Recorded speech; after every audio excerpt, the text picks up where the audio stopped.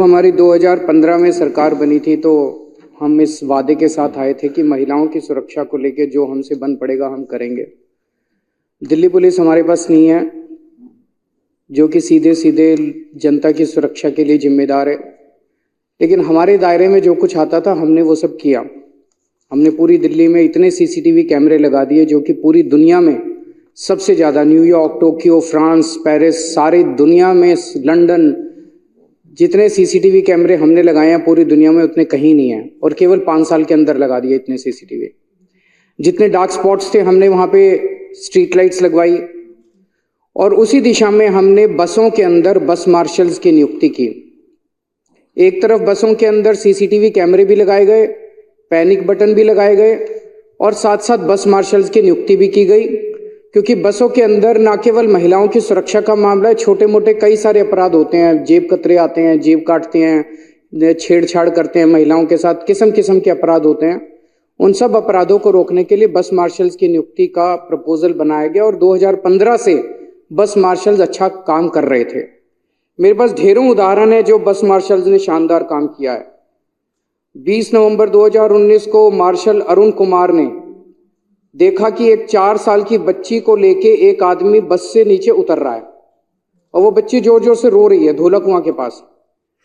तो उसे शक हुआ और उसने उस आदमी को पकड़ लिया, और पता चला कि वो उस बच्ची का किडनैप करके लाया था निजामुद्दीन रेलवे स्टेशन से, और बाद में बच्ची को अपने पेरेंट्स के साथ मिलवाया गया।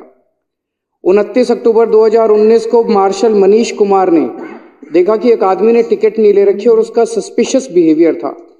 उसे पकड़ के जब उसका बैग छानबीन की गई तो उसमें से 5 मोबाइल फोन और 4 एटीएम की मशीनें निकली। उसे भी थाने में हैंडओवर किया गया।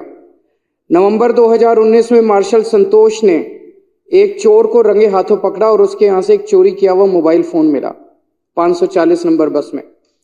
6 जनवरी 2023 को मार्शल संदीप चकारा ने एक आदमी को एक लड़की के साथ गलत काम करते हुए रोहिणी के क्षेत्र में पकड़ा, और उस आदमी को, इस तरह के ढेरों एग्जाम्पल्स हैं, उसे पुलिस के हवाले किया गया।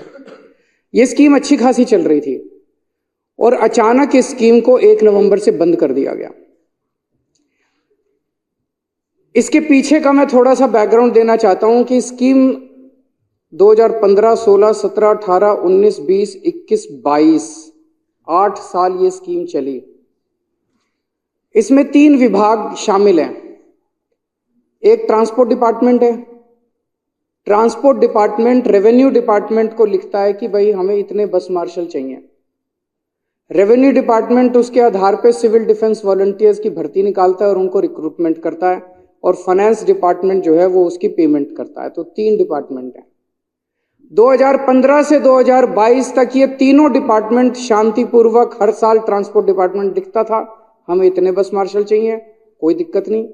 रेवेन्यू डिपार्टमेंट उतने सिविल डिफेंस वॉलंटियर्स की भर्ती करता था, कोई दिक्कत नहीं। फाइनेंस डिपार्टमेंट उनकी पेमेंट करता था, कोई दिक्कत नहीं। 2023 के शुरू से अचानक तीनों डिपार्टमेंट्स ने अपना रुख, अफसर वही थे, अफसर नहीं बदले। कई वहां जो अफसर हैं वो तो 3-3, 4-4 साल से मौजूद थे। अचानक उन्हीं अफसरों ने अपना लिखना बदलना चालू कर दिया, फाइल पे लिखना चालू कर दिया, सिविल डिफेंस वॉलंटियर्स का ये काम नहीं है। 7 साल 8 साल तक था काम। अचानक उन तीनों ने, इन्होंने, रेवेन्यू वालों ने भी, फाइनेंस वालों ने भी, और ट्रांसपोर्ट कमिश्नर तो अगस्त तक लिखता रहा कि भाई मेरे को बस मार्शल दो, मेरे को बस मार्शल दो, इनकी पेमेंट करो, पुरानी पेमेंट करो, कई दिनों से तनख्वाह नहीं दे रखी। अगस्त में अचानक उस कमिश्नर ट्रांसपोर्ट ने, जो कि 3-4 साल से था, ये कमिश्नर ट्रांसपोर्ट आशीष कुंद्रा 3-4 साल से कमिश्नर था, हर साल वो रिक्विजिशन करता आ रहा है। अचानक अगस्त 2023 में क्या हो गया? एलजी साहब ने उनको, हमने पूछा अफसरों से क्या हो गया, एलजी साहब ने उनको बुलाया और उनको धमकाया कि अगर तुमने ये स्कीम बंद नहीं की तो तुमको सस्पेंड कर दूंगा, तुमको जेल भेज दूंगा, ईडी छोड़ दूंगा तुम्हारे पीछे, सीबीआई छोड़ दूंगा, तुमको जेल भेज दूंगा। ये इसके पीछे की कहानी है। अफसर रो रहे हैं। ऐसा कैसे हो सकता है कि जो अफसर 4 साल से रिक्विजिशन कर रहा था, अचानक उसका एक दिन सपना आया और उसे सपने में सिविल डिफेंस वॉलंटियर एक्ट दिखाई दिया, और एक्ट में वो धारा दिखाई दी कि ये काम नहीं कर सकते। ऐसे थोड़ी है। बेवकूफ बना रहे हो हमको, पूरी दुनिया बेवकूफ है, सारे देश के लोग बेवकूफ है, तुम ही सियाने हो। उनको बुला बुला के धमकाया गया, ये स्कीम बंद करवाई गई। क्यों? क्योंकि ये स्कीम महिलाओं के अंदर बहुत पॉपुलर थी। दिल्ली के बस में ट्रैवल करने वाले लोगों को, ये जैसे अभी कैलाश गहलोत ने इन्होंने बताया कि उनको ये लगता था कि हमारा अपना आदमी वर्दी में बैठा है, ये हमारी सुरक्षा करेगा, और इस तरह से ये स्कीम बंद करवाई गई। अध्यक्ष महोदय, मेरे को जब पता चला, और सितंबर में, अगस्त और सितंबर में मैंने कागज देखे हैं, मंत्री जी ने, रेवेन्यू मिनिस्टर ने, फाइनेंस मिनिस्टर ने अधिकारियों के साथ मीटिंग्स ली, मिनट्स ऑफ मीटिंग है, मिनट्स ऑफ मीटिंग में कहा गया कि यह स्कीम बंद नहीं होनी चाहिए। लिखित में आदेश दिए गए कि स्कीम बंद, लेकिन एलजी तो सारे डरते हैं। एलजी तो किसी को भी जेल भेज सकता है, एलजी तो किसी को भी सस्पेंड कर सकता है, बड़ा पावरफुल आदमी है, किसी को भी कुछ भी कर दे, तो एलजी से सारे डरते हैं। जब मेरे को पता चला, मैं एलजी साहब से मिलने गया। मैंने कहा, सर ये क्या हो रहा है? मैं सुन रहा हूं कि आप सिविल डिफेंस वॉलंटियर्स को इनको हटाने की वो कर रहे हो। तो उन्होंने कहा कि अरविंद जी देखो, अब बसों के अंदर तो सीसीटीवी कैमरे भी लगे हुए हैं और ये पैनिक बटन भी है, क्या जरूरत है बस मार्शल्स की? हम 280 करोड़ रुपए इनके ऊपर खर्च कर रहे हैं। मैंने कहा, सर मेरे लोग हैं दिल्ली के 2 करोड़ लोग, मैं 280 तो क्या 2080 भी करूंगा खर्च, मेरी मर्जी। मेरे को लोगों ने चुन के भेजा है, आपको तो चुन के नहीं भेजा, मेरे को लोगों ने चुन के भेजा है। मैं अपने लोगों की सुरक्षा के लिए 280 क्या 2800 करोड़ रुपए खर्च करूंगा। आप कौन होते हैं इसको रोकने वाले? आप तो नहीं रोक सकते। और मैंने कहा, अगर सीसीटीवी कैमरे और पैनिक बटन से ही हो जाता, तो मैंने कहा सारे राजनिवास के चारों तरफ सीसीटीवी कैमरे तो लगे हुए हैं, पैनिक बटन और दीवारों पे लगा देते हैं, आपकी सुरक्षा हटा देते हैं। क्या जरूरत है आपकी सुरक्षा की? पूरी दिल्ली के अंदर तो सीसीटीवी कैमरे लगाई दिए, पैनिक बटन और लगा देते हैं, हर खंबे के ऊपर दिल्ली पुलिस भंग कर देते हैं। क्या जरूरत है? अरे layers and layers of security होती है किसी भी समाज के अंदर सुरक्षा की। एक लेयर ऑफ सिक्योरिटी बसों के अंदर है सीसीटीवी कैमरे की, एक लेयर ऑफ है पैनिक बटन की, एक है बस मार्शल की। कोई किसी के सामने पैनिक बटन आया और उसको ध्यान आ गया, वो पैनिक बटन दबा देगा। बाद में अगर अपराध को जांच करने के लिए सीसीटीवी कैमरे की जरूरत पड़ी, सीसीटीवी कैमरा। बस मार्शल किसी के सामने बैठा और कोई लड़की को छेड़ रहा है, वो बस मार्शल को कही भैया इसको जरा सा रोको। हम layers and layers of security, तो उसको रोका कैसे जा सकता है? तो उन्होंने कहा ठीक है मैं नहीं रुकने दूंगा, और फिर उन्होंने फाइल के ऊपर आदेश कर दिया कि इनको हटा दिया गया। जिस दिन ये अखबार के अंदर छपा था, मेरे को याद है जिस दिन उन्होंने आदेश किया था, 2 दिन पहले अखबार के अंदर छप गया था कि एलजी साहब रोकने वाले। मैंने फोन किया एलजी को, सवेरे सवेरे उठ के 8 बजे मैंने फोन किया, सर ये अखबारों में मैं क्या पढ़ रहा हूं? आपने मेरे को प्रॉमिस किया था कि आप इनको नहीं हटाओगे, आप क्यों हटा रहे हो इनको? मैंने उसी दिन चिट्ठी लिखी, मैं कहीं और गया हुआ था उस दिन, मैंने वहां से चिट्ठी लिखी एलजी साहब को कि, और वो चिट्ठी एक चिट्ठी लिखी और 2 बार नोट भेजा है मैंने, एक मंत्री के थ्रू नोट भेजा है कि मौजूदा सिविल डिफेंस वॉलंटियर्स को नहीं हटाया जाना चाहिए, मौजूदा सिविल डिफेंस वॉलंटियर्स को कंटिन्यू रखिए। और जब तक वो कह रहे थे कि नहीं हम होमगार्ड करेंगे, मैंने कहा ठीक है, जब तक होमगार्ड नहीं आते तब तक इनको रख लो, और होमगार्ड इन्हीं को नियुक्त कर दो। होमगार्ड आपको कानूनी पेंच तो फंसाने हैं। जो आज सिविल डिफेंस वॉलंटियर काम कर रहे हैं, इनको एक्सपीरियंस है, इनको अनुभव है, कई दिन से काम कर रहे हैं। मैंने कहा इन्हीं को होमगार्ड बना देना। मेरे फाइल के ऊपर नोटिंग है मेरी, आप जो नोटिंग की बात है, जो अभी लगे हुए हैं होमगार्ड की कंडीशन ऐसी होमगार्ड की कंडीशन, और अब खुद हटा के बीजेपी वाले उनके धरने में जाके टेस हुए अपने मगरमच्छ के आंसू बहा रहे हैं। शर्म आनी चाहिए आप लोग, थोड़ी सी शर्म बची है तुम लोगों के अंदर तो डूब मरो चुल्लू भर पानी के अंदर। तुम लोग इस तरह की गंदी राजनीति करते हो, खुद ही हटवाते हो और खुद ही उनके उसमें धरने में जाके तुम रोना रोते हो। अभी आपने कहा इनको नियमित किया जाना चाहिए, करने को तैयार हूं मैं, चलो मैं और तुम चलते हैं अभी एलजी साहब के पास। अभी आपने कहा चलो मेरे साथ, अगर माइक के लाल हो तो चलो मेरे साथ अभी एलजी साहब के पास चलो, मैं करने को तैयार हूं, मैं जहां साइन करोगे खाली कागज पे दस्तखत करने को तैयार हूं, एलजी से करा के लाओ। तुम्हारा एलजी है? झूठ बोलते हो। जिस फाइल पे दस्तखत करने इनकी बहाली के लिए मैं अभी तैयार हूं, फाइल पे साइन करने के लिए, इनको नियमित करने के लिए मैं अभी तैयार हूं साइन करने के लिए। नौटंकी मत करो, नौटंकी मत करो, नाटक मत करो, गंदी राजनीति मत करो। कल मेरे को एक चिट्ठी लिखी है एलजी साहब ने, मैं इनकी मांग का समर्थन करता हूं। मैंने बार बार एलजी साहब से 2 ही बात कही है और वो होनी चाहिए। मैं इसका भी समर्थन करता हूं कि एक तो ये जब तक बहाली नहीं होती नए लोगों की, इनको जारी रखा जाए, और दूसरा ये कि जब ये इनकी बहाली होगी तो इन्हीं लोगों को दूसरे होमगार्ड की तरह नियुक्त कर दिया था। मैंने एक हफ्ते पहले भी फोन किया एलजी साहब को, मैंने कहा जो तुमने अब ऐड निकाला है, इस ऐड में लिखा हुआ है, इस ऐड में इनको कोई वेटेज नहीं दिया हुआ पुराने वालों को। मैंने कहा सर आपने भी प्रॉमिस किया था, मैंने भी प्रॉमिस किया था कि इनको वेटेज दिया जाएगा, वेटेज क्यों नहीं दिया? हाँ मैं कराता हूं। कराते नहीं है, फिर वेटेज क्यों नहीं दिया जा सकता इनको? अब ये कहां जाएंगे? इनकी तो उम्र होली, नौकरी लेने के लिए कहां जाएंगे? इनको वेटेज क्यों नहीं दे सकते? उसके अंदर ना इनकी उम्र बची, ना इनका कुछ वो बचा, अब कैसे कहां नौकरी लेंगे? इनको वेटेज देने में क्या दिक्कत है? इनके पास हर एग्जाम में दिया जाता है जो पुराने वाले होते हैं। अब कल एलजी साहब ने मेरे को एक चिट्ठी लिखी है, चिट्ठी बहुत गंदी है, उसमें भाषा बहुत ही गंदी है।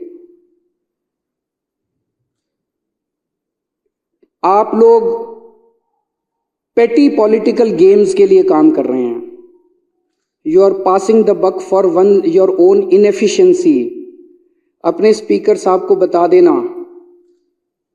स्पीकर को मेरे अंडर में आते हैं क्या? एलजी को यह भी नहीं पता कि जुडिशरी, लेजिस्लेचर और एग्जीक्यूटिव 3 स्तंभ हैं राजनीति इसके कॉन्स्टिट्यूशन के? क्या उनको ये नहीं पता कि speaker is an independent constitutional authority, he does not report to the chief minister? कि अपने स्पीकर साहब को बता देना कि इसमें से एक्सपेंज कर दे प्रोसीडिंग्स में से। मैं कुछ नहीं कह सकता स्पीकर साहब को, हमारे सबके माननीय है स्पीकर साहब, मैं नहीं कह सकता इनको कुछ। You and your ministers are accusing me, your statements are white lies. This is a typical example of abuse and scoot game, which you seem to have mastered.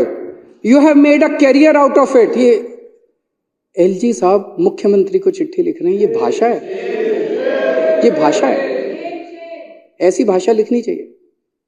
कितने भी डिफरेंसेस हो हम दोनों के बीच में, जो मर्जी डिफरेंस हो, ऐसी भाषा तो एलजी साहब को लिखना शोभा नहीं देता। While you and your government have done nothing substantive for the development of Delhi and its residents in almost all spheres. 3 बार चुनाव जीते हैं, आप लोगों की जमानतें जब्त हो गई।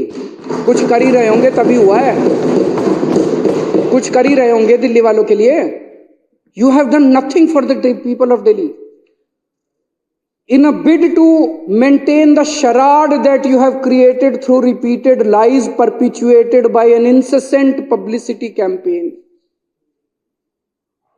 अभी तो बहुत है इसमें गंदी गंदी गालियां, मैं इसमें नहीं जाऊंगा, पर मैं ये समझता हूं कि जो भी प्रोवोकेशन हो, जो भी कारण हो, हमें अपनी मर्यादा, शब्दों की मर्यादा और भाषा की मर्यादा कभी लांघनी नहीं चाहिए।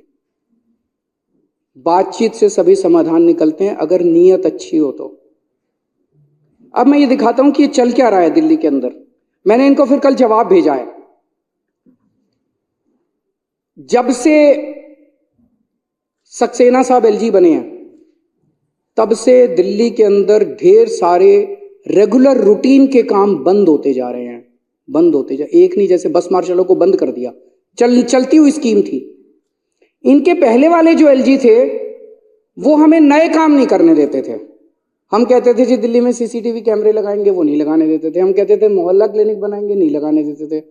लेकिन पुराने दिल्ली की जो व्यवस्था चल रही थी, पानी की, दवा की, टेस्ट की, उनको नहीं रोका उन्होंने उनको नहीं रोका। अब जो एलजी साहब आए हैं, पिछले 2 साल से दिल्ली के अंदर एक जो चल रहा है कि अब दिल्ली के अंदर जो चालू चीजें हैं, सर्विसेज हैं, दिल्ली के लोगों की जो दिल्ली की लाइफलाइंस हैं, मूलभूत जरूरतें हैं, उनको बंद किया जा रहा है आम आदमी पार्टी को बदनाम करने के लिए। और वो ट्रेंड बन गया। बंद करते हैं, फिर बीजेपी वाले हमारे को गाली देते हैं कि केजरीवाल से चल नहीं रहा, करवाते ही हैं। मैंने कल उनको लिखा, अक्टूबर 2022 से दिसंबर 2022 के बीच में सारे मोहल्ला क्लिनिक के टेस्ट बंद करवा दिए गए, दवाइयां बंद करवा दी गई, उनके रेंट की पेमेंट बंद करवा दी गई, बिजली की पेमेंट बंद करवा दी गई, डॉक्टरों की तनख्वाह रोक दी गई। अक्टूबर 2022 से दिसंबर 2022, एमसीडी चुनाव के जस्ट पहले। क्या कारण था भाई? आम आदमी पार्टी के वोट कम करने थे और बीजेपी को वोट बढ़ाने थे। वोटों के लिए तुम किस हद तक गिरोगे बीजेपी वालों?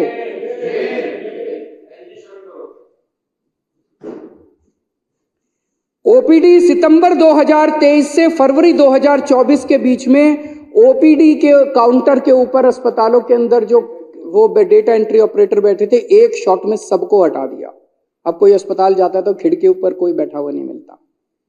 ये सब हमने लड़ लड़ के दोबारा चालू कराए हैं। ये तो कर रहे हैं, कोशिश कर रहे हैं दिल्ली वालों को मारने की, मरने नहीं दूंगा मैं। जब तक जिंदा हूं तब तक दिल्ली वालों के ऊपर आंच नहीं आने दूंगा। पिछले 7 महीने से दिल्ली जल बोर्ड के फंड, जो इस विधानसभा ने जल बोर्ड के फंड पास किए, आप लोगों ने मान लो कि आप 5,000 करोड़ रुपए जल बोर्ड के लिए पास, वो फंड रोक के बैठा है फाइनेंस डिपार्टमेंट। वो फंड नहीं देने दे रहे एलजी साहब जल बोर्ड को। जगह जगह पूरी दिल्ली के अंदर सीवर की लाइफ, बेसिक मेंटेनेंस खत्म हो गया है दिल्ली के अंदर। दिल्ली के लोगों को पानी के लिए, सीवर के लिए तरसाओगे तुम लोग। और हम हाईकोर्ट गए इसके खिलाफ। हाईकोर्ट ने 1 महीने पहले ऑर्डर किया है फाइनेंस सेक्रेटरी को कि पैसे दो जल बोर्ड के, फिर भी नहीं दे। हाईकोर्ट की भी नहीं मानते, सुप्रीम कोर्ट को नहीं मानते, किसी को नहीं मानते। सुप्रीम कोर्ट आदेश देते पलट देते हैं उसको। अरे किसको मानोगे तुम? देश की जनता को नहीं मानते, दिल्ली की जनता को नहीं मानते, चुनी हुई सरकार को नहीं मानते, हाईकोर्ट को नहीं मानते, सुप्रीम कोर्ट को नहीं मानते। अजीब तानाशाही हो गई तुम्हारी। अब बस मार्शलों को तुमने 1 नवंबर से बंद कर दिया। डीटीसी के पेंशनधारी जिनको लगातार हर महीने पेंशन मिलती थी, 7-8 साल में कभी दिक्कत नहीं हुई हमारी सरकार बनने के बाद, उनकी मई से पेंशन रोक दी उनको। अब लड़ लड़ के दिलवाई है पेंशन, अभी मिली है पिछले महीने, कई महीनों की पेंशन एक साथ दिलवाई है मैंने, 6 महीने की एक साथ। फरिश्ते स्कीम कि दिल्ली की सीमाओं के अंदर किसी का एक्सीडेंट हो जाएगा तो उसका जहां मर्जी वो इलाज करा ले, प्राइवेट में, बड़े से बड़े प्राइवेट, उसका सारा खर्चा हम देते थे। 23,000 लोगों की हमने जान बचाई है एक्सीडेंट वालों की। एलजी साहब ने वो स्कीम भी बंद करा दी।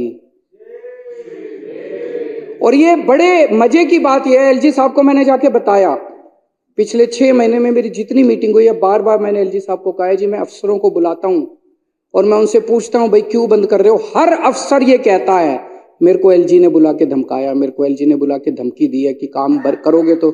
एलजी साहब बोले मैंने तो कभी धमकी नहीं दी। मुझे नहीं पता सच्चाई क्या है। अफसर कह रहे हैं एलजी ने बुला के धमकाया, एलजी साहब कह रहे हैं मैंने कोई धमकी नहीं दी।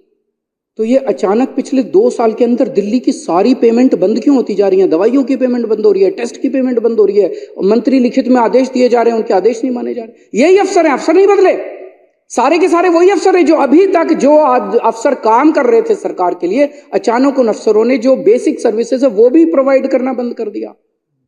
कुछ तो गड़बड़ है। मैंने कहा चलो जी आपकी बात मान लेते हैं कि आप नहीं कर रहे, तो आप इनको सस्पेंड करो। फिर सस्पेंड भी नहीं करेंगे, ट्रांसफर करो, ट्रांसफर भी नहीं करेंगे। तो भाई दाल में तो कुछ काला है। सारा देश तो पागल नहीं है और आप ही अकेले सियाने नहीं हो। अब धीरे धीरे सबको पता चलने लगा कि ये चल क्या रहा है दिल्ली के अंदर। तुम लोग किसी भी हद तक गिर सकते हो, इस देश को बेच सकते हो तुम लोग केवल 4 वोट के लिए।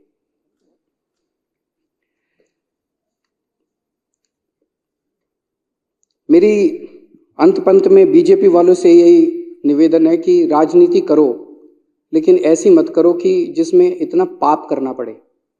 वोट के लिए अच्छे काम करो, पॉजिटिव राजनीति करो, अच्छे काम करो। अच्छे काम करोगे, आपके पास भी दिल्ली तो मिक्स्ड सा है, उसमें बहुत सारे काम आपके हैं। पुलिस आपके पास है, ठीक करो ना कानून व्यवस्था, वो तो करोगे नहीं। डीडी आपके पास है, मकान बनाओ लोगों के लिए, मकान बना के दो उनको, वो तो करोगे नहीं।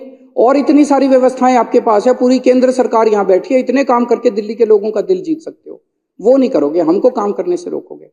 हमें काम करने दो। लोगों को ये पसंद नहीं आता। आप लोग समझते हो आप ही चतुर हो। अंत में सबको पता चल जाता है कि ये चल क्या रहा है, बीजेपी वाले कर क्या रहे हैं। एलजी को कह के पहले काम रुकवाते हैं, एलजी साहब धमकाते हैं अफसरों को, अफसर फिर काम रोकते हैं और फिर जाके धरने पे बैठ जाते हैं उनके साथ, फिर मेरी हाय हाय करते हैं। ये नहीं चलेगा, मत करो, अच्छी बात नहीं। Stay ahead with our cutting-edge news app. Instantly access the latest shorts in just 1 minute and breaking news in just 50 words. Download now for a smarter, faster news experience.